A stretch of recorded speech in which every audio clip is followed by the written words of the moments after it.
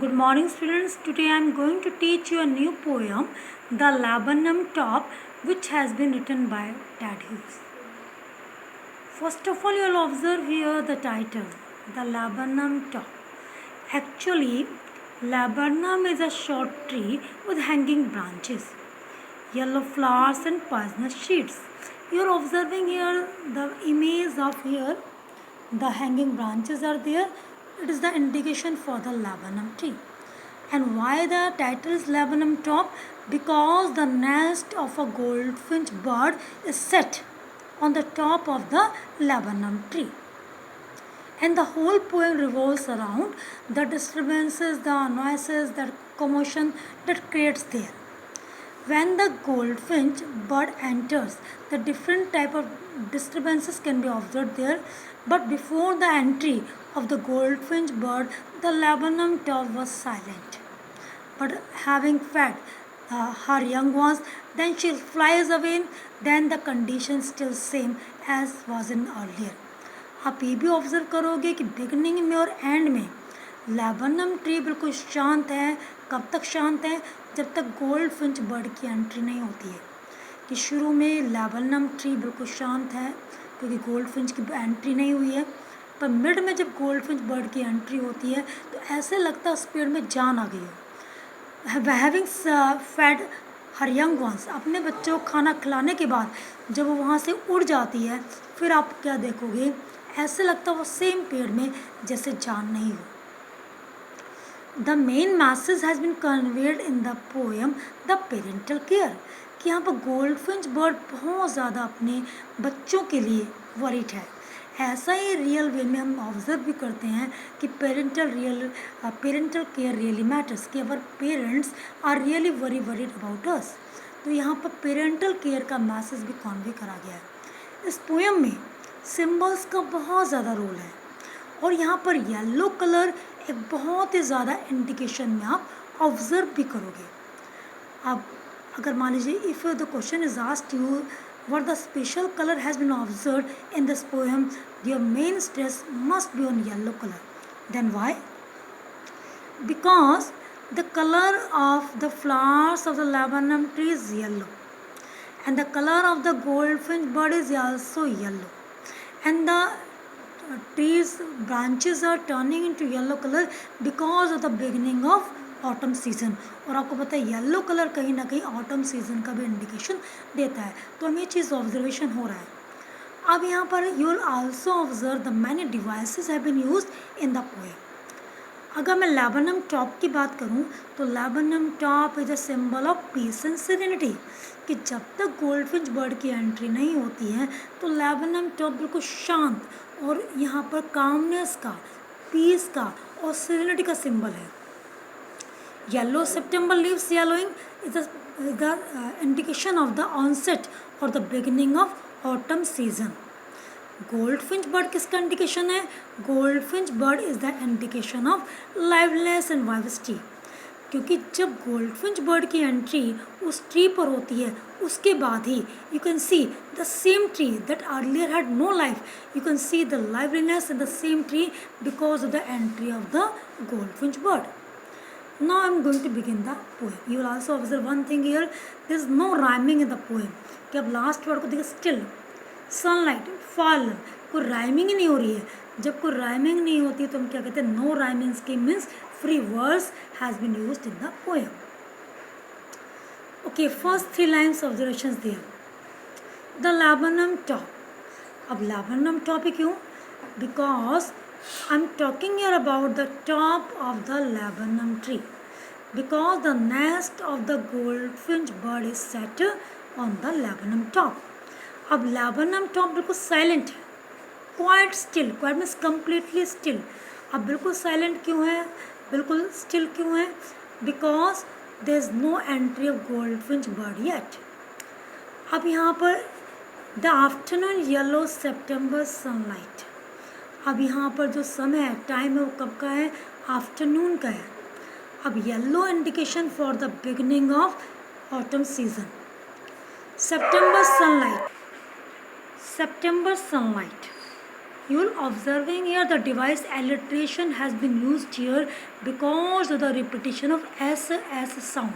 अब कॉन्सोनेंट्स है और साउंड है इसलिए alliteration है, पर अगर वॉवल्स के साउंड होती तो एसोनेंस होता. September sunlight, it is the month of September, और सनलाइट भी कहीं ना कहीं येलो का इंडिकेशन देता है. Few leaves are yellowing. Why the few leaves are yellowing? Because of the beginning of autumn season. और जिसकी वजह से जो लैबनम ट्री है उसके सीड्स भी क्या है, गिर चुके हैं. It's for here the laburnum tree. Okay, आपने इस 3 लाइन्स में ऑब्जर्व करा कि लैबनम ट्री बिल्कुल साइलेंट है. कब तक साइलेंट है? जब तक गोल्डफिंच बर्ड की एंट्री नहीं होती है, टिल द गोल्डफिंच कम्स. अब गोल्डफिंच बर्ड एक जो स्मॉल सिंगिंग बर्ड होता है with yellow feathers on its wings. She enters with a twitching chirp. Twitching means यार टू जर्क शार्पली, अपने आप को जर्किंग करती हुई, पुश करती हुई, चहचहाती हुई चर्पिंग साउंड को कहा जाता है. यहाँ पर साउंड्स का बहुत ज़्यादा यूज़ ऑब्जर्व करेंगे. चर्पिंग साउंड, चहचहाने के साउंड को कहा जाता है कि यहाँ पर गोल्डफिंच बर्ड जर्किंग करती हुई अंदर चहचहाती हुई एंटर करती है एकदम इंस्टेंटली. स्टार्ट में चौंकाती हुई कहाँ तक, वो सीधा एंड तक जाती है क्योंकि जहाँ पर उसका नेस्ट है. Then sleek as a lizard, the device simile has been used because of as. अब as की वजह से यहाँ डिवाइस simile का यूज़ हुआ है. Now here the movement that happens here that has been compared to the goldfinch bird's movement. कि जो lizard है को कंपेयर करा गया है गोल्डफिंच बर्ड की मूवमेंट से. किस तरह से? कि हैविंग मेड श्योर दैट, यहाँ जब श्योर हो गया कि सब कुछ सेफ है, सिक्योर है, तो गोल्डफिंच बर्ड बड़ा सावधानी से एंटर करती है. और यहाँ पर कहाँ एंटर कर जाती है? थिकनेस में. जैसे कि जो लिजार्ड है सब कुछ पहले आसपास ऑब्जर्व करती है, फिर बड़ा सावधानी से थोड़ी सी दरारों में भी एंटर कर जाती है. ऐसे ही गोल्डफिंच बर्ड भी एज ए लिजार्ड एंटर्स, वो एंटर करती है कि when she confirms that everything is okay, like a lizard, एक लिजार्ड की तरह ऑब्जर्व करती है वो, और फिर बड़ा स्विफ्टली कहाँ एंटर कर जाती है? ब्रांच के एंड तक. यहाँ पर स्लीक मीन्स होता है स्विफ्टनेस एंड अलर्टनेस, कि जैसे लिजार्ड स्विफ्टनेस, बड़ा चतुराई से, बड़ा अलर्टनेस एंटर करती है, सिमिलरली गोल्डफिंच बर्ड भी बड़ा सावधानी से सीधा नेस्ट तक पहुँच जाती है. And alert and abrupt, instantly वो एंटर कर जाती है. तो इस लाइन में हमने किसका यूज़ करा है? Device simile has been used. She enters the thickness, she for here goldfinch bird. She enters, और कहाँ तक पहुँच जाती है? थिकनेस तक पहुँच जाती है. और जैसे ही she reaches there and a machine starts of chitterings, कि before the entry of the goldfinch bird the tree was silent, पर जैसे वो अंदर एंटर करती है बिल्कुल लास्ट में एकदम मशीन स्टार्ट हो जाती है. मशीन इंडिकेशन है यहाँ पर उनके बच्चों के लिए कि उस मदर को देखते ही क्या है, एकदम उनमें मूवमेंट स्टार्ट हो जाती है, और ऐसे लगता है उस लैबनम ट्री में भी एक जान आ गई हो. अब जैसे मशीन में एक आवाज़ आती है, और ये साउंड किसकी आ रही? चिट्रिंग्स की. इन बच्चों की जो साउंड्स हैं उनके लिए कहा गया चिट्रिंग्स, यहाँ पर चिरपिंग साउंड को कहा गया कि बच्चों के चहचहाने की आवाज़ को आप ऑब्जर्व कर सकते हो. एंड द ट्रमर ऑफ विंग्स, आप यहाँ पर चिट्रिंग्स है, चेयरअप है, ट्रिलिंग्स है, ट्रमर है, ये सब साउंड के लिए आया है. ट्रमर ऑफ विंग्स, यहाँ पर you can also here the jerky movements, कि जो बर्ड्स हैं उनके जो यंग वंस हैं उनके विंग्स का मूवमेंट देख सकते हो. Because when they observe there mother has come, the happiness can be seen on the faces of these young ones. और यहाँ पर ये अपनी खुशी को जाहिर करते हैं बाय ट्रमर ऑफ विंग्स. ये एक्चुअली यंग वंस के लिए आया है, इनके बच्चों के लिए आया है. And trailings, trailing for here the short high sounds के लिए आया है. The different sounds can be observe by can be created by the young ones and goldfinch bird. कि यहाँ पर एक पेड़ जो बिल्कुल अर्लियर शांत था, सिर्फ गोल्डफिंच बर्ड की एंट्री होने से उस पेड़ में आप लाइवलीनेस देख रहे हो, उस पेड़ में जान देख रहे हो, क्योंकि मदर के आते ही सब यंग वंस चहचहाने शुरू कर देते हैं, और जो पेड़ बिल्कुल शांत था वो भी मूवमेंट करना शुरू कर देता है.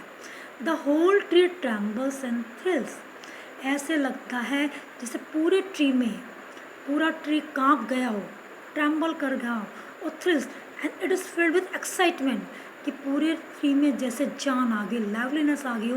You can see here both devices.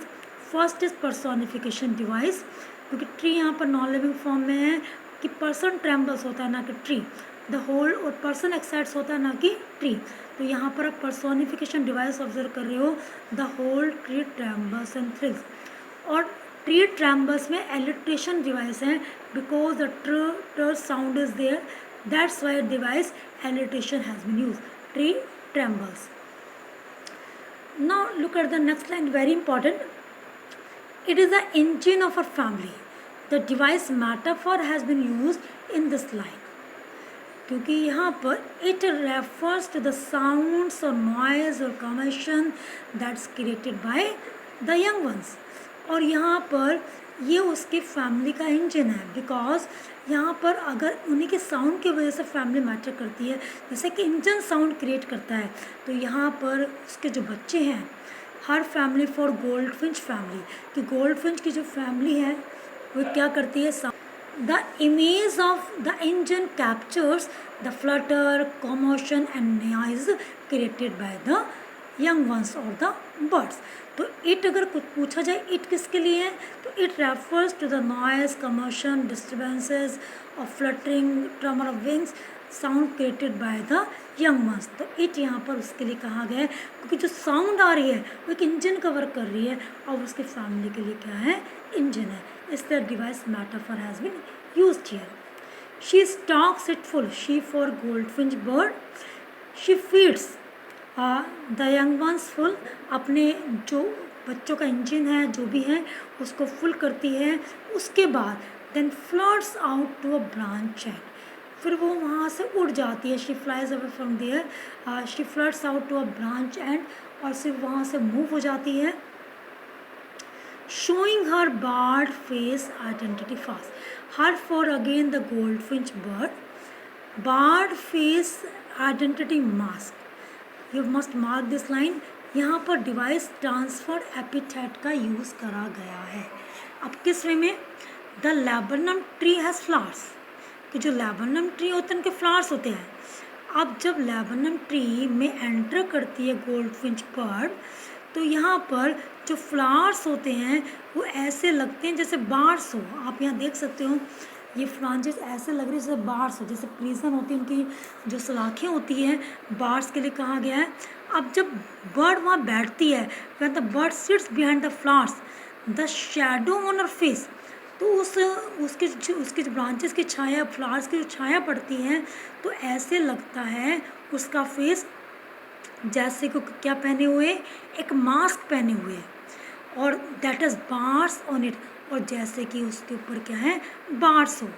इसलिए barred is actually an adjective for the flowers and has been transferred from these and applied to the bird.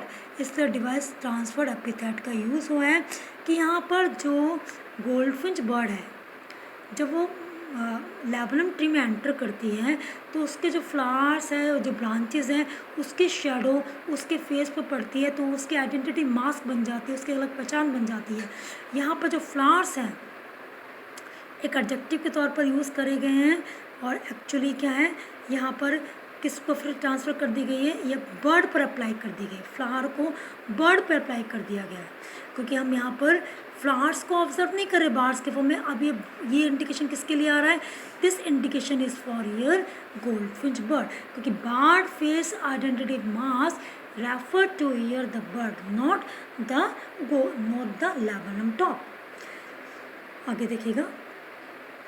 Then with airy delicate, airy means here strange, एक अजीब सी soft sound करते हुए, whistling sound करते हुए, chirping और whispering sound करते हुए धीरे से वो क्या है, she launches away, she for again the goldfinch bird, वो वहाँ से flies away, launches flies away, वहाँ से उड़ जाती है टुवार्ड्स द इन्फिनिट, किसकी तरफ, स्काई की तरफ. कि जो लैबनम ट्री शुरू में साइलेंट था, तो you can also observe the end, the same thing can be observe, beginning और एंडिंग सेम है. जो चेंज आया, the change at come specially because of the entry of the goldfinch bird. It refers to the striking soft sound made by the goldfinch having accomplished her task of feeding her young ones. क्योंकि वो सिर्फ वहाँ किस purpose से आई थी, अपने बच्चों को खाना खिलाने के लिए. Having accomplished her task of feeding her young ones, there is a feeling of motherly satisfaction as expressed by the soft whistle before she flies in the sky.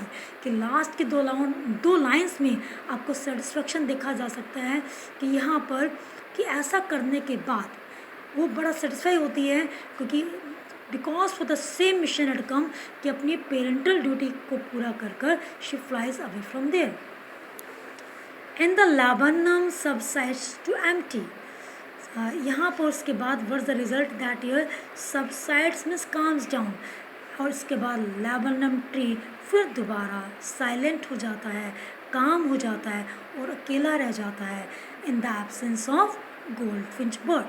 इनके आप देखते कि गोल्डफिंच की एंट्री से ही ग्रेट चेंज आया है. उनके young ones बहुत एक्टिव नज़र आए, उनके जाते ही सब कुछ फिनिश हो जाता है. And you will observe the beginning and the end same situation में be there. You can also observe the image of emptiness, hollowness and speculation at the end, especially in the laburnum tree.